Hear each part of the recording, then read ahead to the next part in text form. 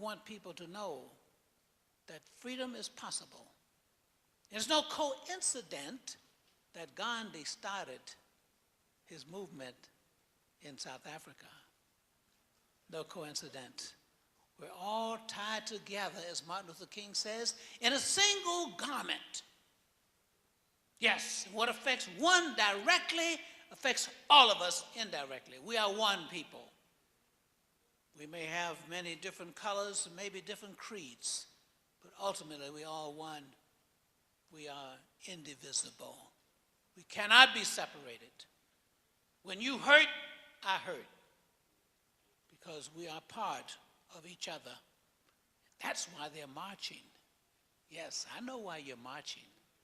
Yes, yes, they may not know, but I know. They may not report it in the newspaper, but I know why you're marching. Yes, I know.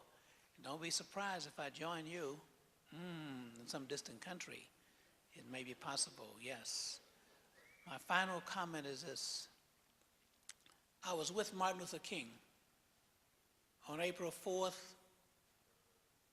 1968, at the Lorraine Hotel in Memphis, Tennessee.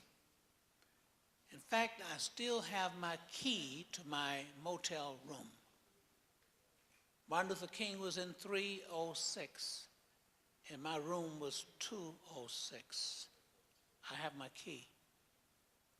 I still have my key, yes.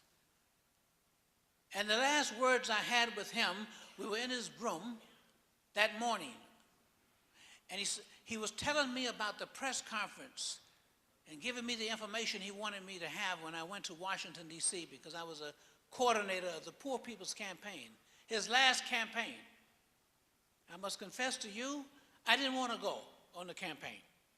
No, I had a nice job working for the American Friends Service Committee, the Quakers, you know. They pay really good, you know.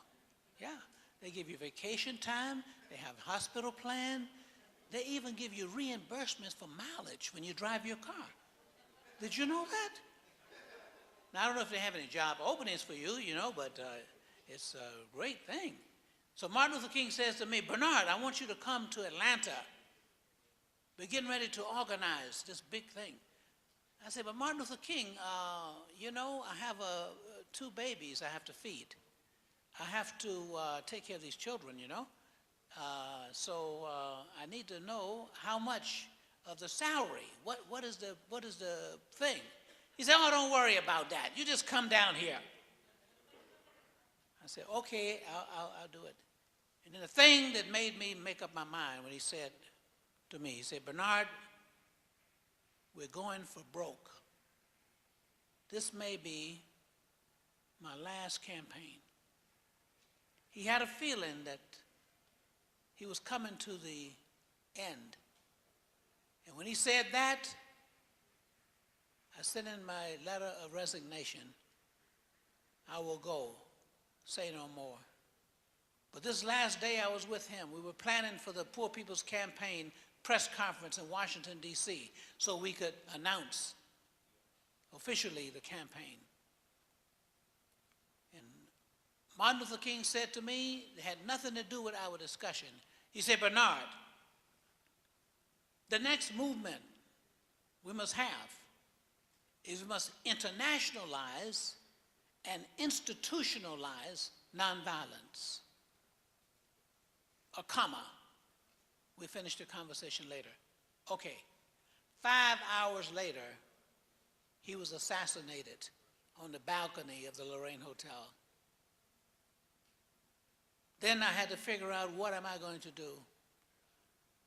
We had to have a funeral. We had to finish the campaign in Memphis. We had the Poor People's Campaign. Then we had to keep an organization going without the leader. Great burden. But I knew in my mind I had to go back to school, so I went there at rapid speed. I don't think anybody finishes many degrees in 4 years.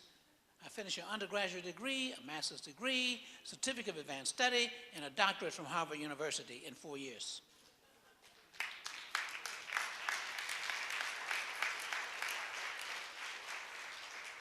So I know about marching, and I know about running.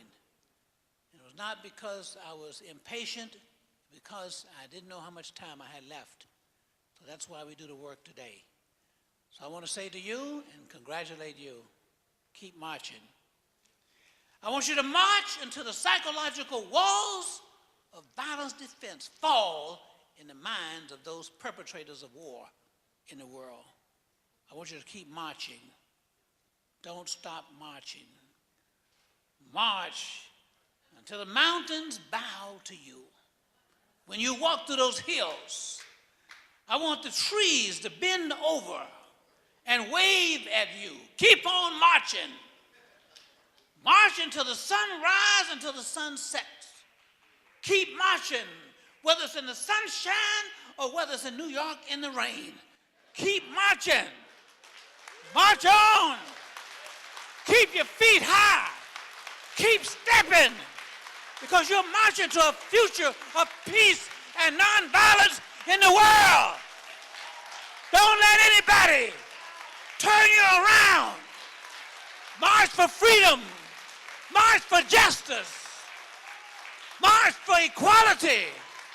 March against racism. March against poverty. Wherever you go, if you can't march forward, march backwards. But keep on marching until your feet get tired. And your feet may be tired, but your soul is rested when you're marching for peace. Thank you.